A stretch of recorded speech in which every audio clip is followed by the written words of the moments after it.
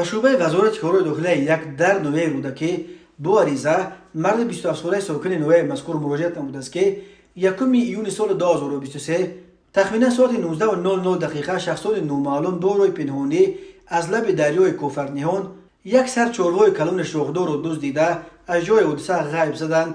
ضرر رسانیده شده 5000 سامانی را تشکیل می‌دهد. هنگام گذراندن چاره‌بینی اپراتیوی جستجویی از جانب کارمندان میلیسیا معین کرده شد که جنایت مذکور را مرد 27 ساله ساکن امین نویه با همراه رفیقش سمندر نام شخص صادر نمودند.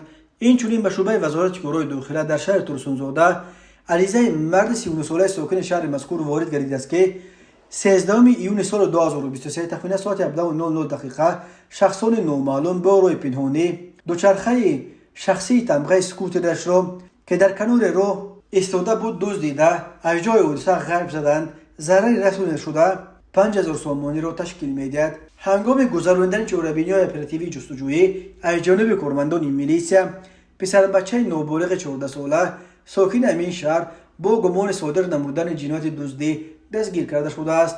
به شعبه وزارت کارهای داخلی یک در نوع فردوسی با عریضه زن 39 ساله ساکن شهر دوشنبه مراجعت نموده است که ماه اپریل سال 2023 در بازار کاروان زن 30 ساله ساکن پایتخت با روی فریب به باوریش در آمده از او 48000 سامانی گرفته وعده داده است که در مدت یک ماه برمیگرداند، اما تا حال فریب کرده گشته است. از روی این حادثه ها تفتیشات ادامه دارد.